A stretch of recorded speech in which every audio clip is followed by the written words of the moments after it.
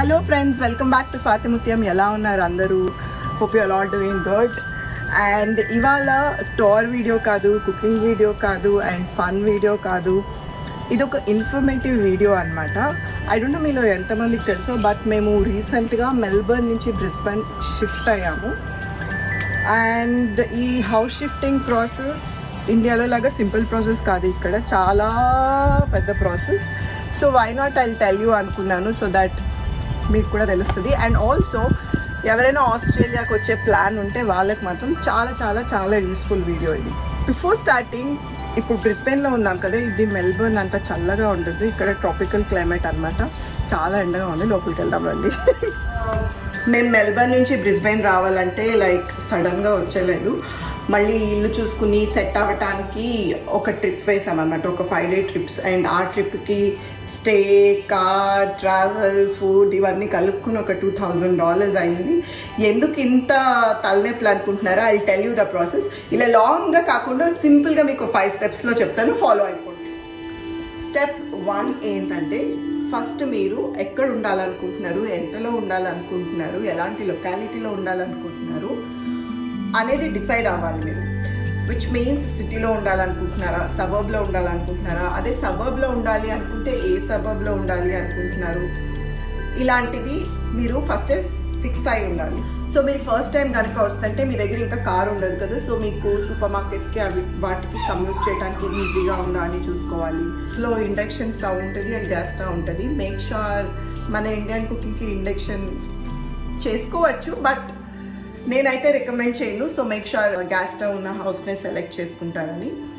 And మీరు ఇంకొక main consideration ఏంటంటే, ఇన్ కేస్ మీకు పిల్లలు ఉంటే నియర్ బై మంచి స్కూల్స్ ఉన్నాయో చూసుకోవాలి. నియర్ బై అంటే నాట్ జస్ట్ నియర్ బై, ఆ సేమ్ సబర్బ్లో స్కూల్స్ ఉన్నాయో చూసుకోవాలి. బికాజ్ మీరు ఈ సబర్బ్లో ఉండి పక్కన సబర్బ్లో స్కూల్స్కి పంపిస్తానంటే ఇక్కడ గవర్నమెంట్ రూల్స్ ఒప్పుకో.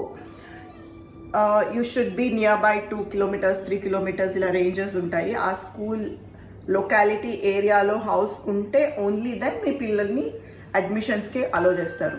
సో మీరు ఆ లొకాలిటీ ఇది అనుకున్నప్పుడు నియర్ బై మంచి స్కూల్స్ ఉన్నాయా అనేది కూడా చూసుకోవాలి. అండ్ మీరు ఏ లొకేషన్ అని ఫిక్స్ అయ్యాక, మనం ఇండియాలో అయితే యూజువల్గా ఎవరినైనా అడగటమో లేదా టూలెట్ బోర్డ్స్ చూసో ఇలా కమ్యూనికేట్ చేస్తాం కదా, ఇక్కడ అది పాసిబుల్ కాదు. మనకు ఒక వెబ్సైట్ ఉంటుంది, యూజువల్గా రియల్ ఎస్టేట్ అనే వెబ్సైట్ ఉంటుంది. అలానే ఇంకా domain.com ఇంకా కొన్ని వెబ్సైట్స్ ఉంటాయి. ఆ వెబ్సైట్లో మీరు ఫస్ట్ వచ్చేసి రిజిస్టర్ అవ్వాలి. మీరు రియల్ ఎస్టేట్లో లాగిన్ అవ్వగానే first what you do is give the suburb post code ఇవ్వగానే మీకు నియర్ బై హౌసెస్ ఉంటాయి. అండ్ ఫర్దర్ ఫిల్టర్ చేసుకోవాల్సి వస్తుంది. అది మీ ప్రైస్ రేంజ్కి తగ్గట్టు మీరు ఫిల్టర్ చేసుకోవాలి. అండ్ ఆల్సో హౌస్ ఎప్పటి నుంచి అవైలబుల్ ఉంది అనేది కూడా మీరు ఫిల్టర్ చేసుకోవాలి. సో బేస్డ్ ఆన్ దాట్ మీకు అన్ని హౌసెస్ వస్తాయి. So this is your first step. అసలు మీరు ఏం సర్చ్ చేయాలి, మీరు ఎక్కడ ఉండాలి అని డిసైడ్ అయ్యాలి, is your first step. Step 2 inspection అనమాట. ఇన్స్పెక్షన్ ఏంటి అంటే, మీకు యాప్లో హౌస్ నచ్చినా కూడా you have to physically go and check the house. And అది మీకు నచ్చితే అప్పుడు మీరు అప్లై చేయాలి. సో నా దగ్గర ఇన్స్పెక్షన్ షార్ట్ వీడియో ఉంది, మీరు ఒకసారి చూడండి, మీకు ఐడియా వస్తుంది.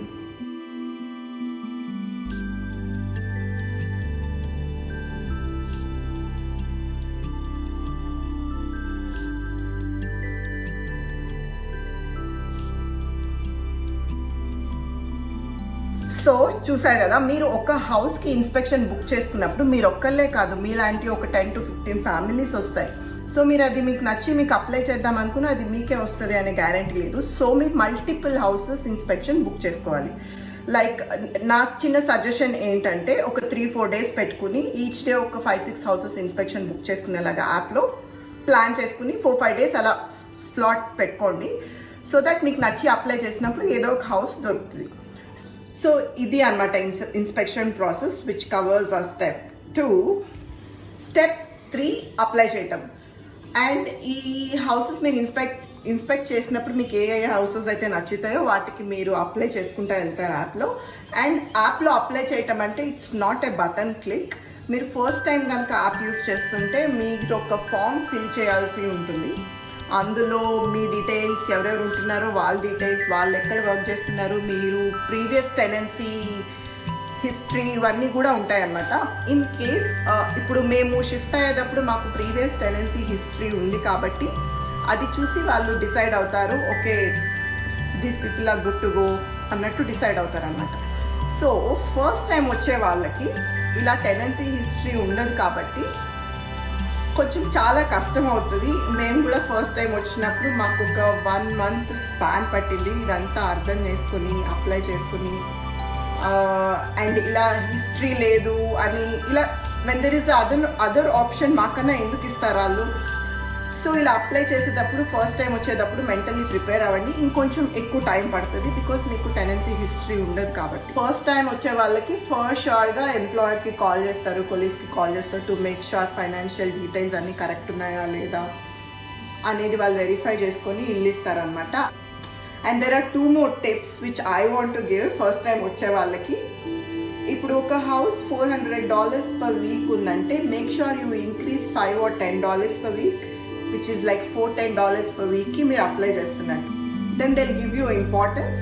అండ్ ఆల్సో మేక్ షూర్ మీరు డైరెక్ట్గా ప్రాపర్టీ మేనేజర్కి కాల్ చేసి మీ పర్సనల్ ఇంట్రెస్ట్ని చెప్పండి.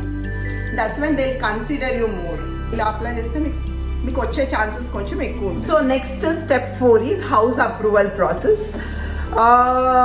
మీ బ్యాక్గ్రౌండ్ వెరిఫికేషన్ అంతా అయ్యి మీ హౌస్ ఓనర్కి అండ్ టెనెన్సీ ఏజెన్సీకి నచ్చితే దిల్ అప్రూవ్ యువర్ అప్లికేషన్. అప్పుడు మీకు యువర్ హౌస్ ఇస్ అప్రూవ్డ్ అనే మెయిల్ వస్తుంది. ఆ మెయిల్ వచ్చాక మీరు 24 to 48 hours లోపు బాండ్ అమౌంట్ అనేది పే చేయాల్సి వస్తుంది. ఈ బాండ్ అమౌంట్ ఎంత ఉంటుంది అంటే on an average me monthly rent ఎంత ఉంటుందో అంత ఉంటుంది. మీరు ఆ బాండ్ అమౌంట్ పే చేశాక ఆర్టీఏలో రిజిస్టర్ అవుతుంది. ఆర్టీఏ ఏంటి అంటే రెసిడెన్షియల్ టెనెన్సీ అథారిటీ.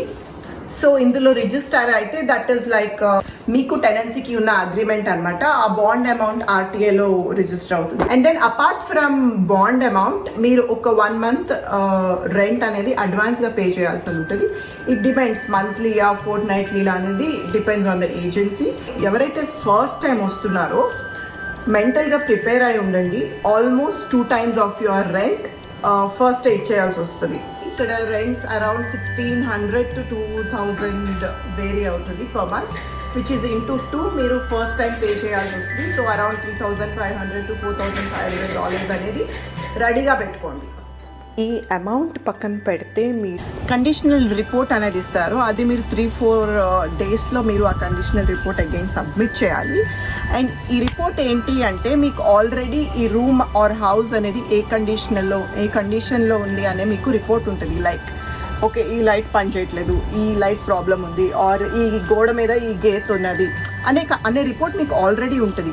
అది మీరు వెరిఫై చేసుకుని లేదు ఈ రూమ్లో ఇంకా ప్రాబ్లమ్స్ ఉన్నాయి, అక్కడ ఒక పెయింట్ పోయింది, ఇక్కడ గీతలు ఉన్నాయి, ఇవన్నీ మైనర్ ప్రాబ్లమ్స్ కూడా మీరు ఆ రిపోర్ట్లో రాయాలి. రాయకపోతే ఏమవుతుంది అనేది నేను నెక్స్ట్ స్టెప్లో చెప్తాను. ఇలా మీరు అన్ని రిపోర్ట్ సబ్మిట్ చేయటం is your conditional report. That's your 4th step. And number 5 very important. మీ అందరికీ తెలియాల్సిన విషయం ఏంటి అంటే వెకేటింగ్ ప్రాసెస్. మనం ఇండియాలో ఏం చేస్తాం, హౌస్ వెకేషన్ అంటే కనీసం కూడా క్లీన్ చేయకుండా అన్నీ తీసుకుని న్యూ హౌస్లో పెట్టేసుకుంటాం, అయిపోయింది. బట్ హియర్ ఇక్కడ అలా కాదు. వెకేట్ చేశాక కార్పెట్స్ ఉంటాయి కాబట్టి కంపల్సరీగా స్టీమ్ క్లీనింగ్ అనేది చేయించాలి. అది మనం చేయలేం కాబట్టి ఒక ప్రొఫెషనల్ స్టీమ్ క్లీనర్తో స్టీమ్ క్లీన్ చేయించాలి. సో మా పాత హౌస్ చూసారు కదా, ఆ హౌస్లో కార్పెట్ స్టీమ్ క్లీనింగ్, ఈ blinds cleaning, windows cleaning, kitchen cleaning and వాల్స్లో ఏమైనా మార్క్స్ ఉంటే ఆ మార్క్స్ క్లీనింగ్, ఇవన్నిటికీ మాకు $550 అయింది. ఈ క్లీనింగ్ చేసింది కాకుండా మళ్ళీ ఓనర్స్ వచ్చి వాళ్ళు ఇన్స్పెక్ట్ చేస్తారు. వాళ్ళు ఇచ్చిన కండిషనల్ రిపోర్ట్కి దిల్ టాలీ, ఈ రూమ్ ఇలాగే ఉందా, ఈ రూమ్ ఇలాగే ఉందా అని టాలీ చేసుకుని వాళ్ళు ఇచ్చినట్టు నేను గార్డెన్ ఇవ్వలేదు కాబట్టి $300 కట్ చేసుకుని, అండ్ ఇంకొకటి ఏదో లైట్ది సమ్ ప్లగ్ పోయిందని చెప్పి అదొక $50 కట్ చేసుకుని ఆల్మోస్ట్ $1,700 బాండ్ పే చేసాము. అందులో తను కట్ చేసుకున్న గార్డెన్ క్లీనింగ్ అండ్ ఒక లైట్ ఫిక్స్ ఏదైతే ఉందో $400 వేసుకున్నా మాకు $1,200 అరౌండ్ వెనక్కి వచ్చింది. మళ్ళీ మేము ఒక $550 అందులో కట్ అయింది అనుకుంటే మాకు ఆ బాండ్ అమౌంట్లో వచ్చింది జస్ట్ $550 to $600 మాత్రమే. సో మెంటలీ అది కూడా ఫిక్స్ అవ్వండి, మేము వెకేట్ చేసేటప్పుడు ఇన్ని కటింగ్స్ ఉంటాయి అని చెప్పి. కట్స్ లైక్ బ్రీఫ్ నోట్ అనమాట వెకేషన్ ప్రాసెస్లో. మీరు మా ఇంట్లో అబ్జర్వ్ చేస్తుంటే నేను వాల్ హ్యాంగింగ్స్ కానీ వాల్ ఫొటోస్ కానీ ఏమీ పెట్టలేదు, బికాజ్ ఇలాంటి కటింగ్స్ ఎక్కువ అవుతాయి, నెయిల్స్ పెయింట్స్ పోయినా ఇలాంటి కటింగ్స్ ఎక్కువ అవుతాయి అని నేను వాల్ హ్యాంగింగ్స్ ఏమీ చేయలేదు. This is one of the reason అనమాట. మీరు జాగ్రత్తగా చేసుకోగలను అనుకుంటే చేసుకోవచ్చు. సో ఈ 5 స్టెప్స్ విన్నారు కదా, వినటానికే కొంచెం టైరింగ్గా ఉందంటే యాక్చువల్లీ ఈ ప్రాసెస్ అన్నిటికీ if you have to go through ఇంకా చాలా టైరింగ్ ప్రాసెస్ అనమాట. స్పెషల్లీ ఫస్ట్ టైం వచ్చే వాళ్ళకైతే ఎందుకు వచ్చామా అనే ఫీలింగ్ కూడా వస్తుంది. But that's okay, as you go on అన్నీ సెట్ అవుతాయి, డోంట్ వరీ. అండ్ మీకు ఇవి కాకుండా ఇంకా ఏమైనా క్వశ్చన్స్ ఉంటే నా ఇన్స్టాగ్రామ్ అకౌంట్ని ఫాలో అయ్యి నాకు మెసేజ్ పెట్టండి, I will actively reply. So అది ఇవాళకి నేను ఆస్ట్రేలియా గురించి ఇచ్చే మీకు ఇన్ఫర్మేషన్. అండ్ నా కష్టాలన్నీ ఇంత ఓపికగా విన్నందుకు thank you so much. And don't forget to subscribe. Bye.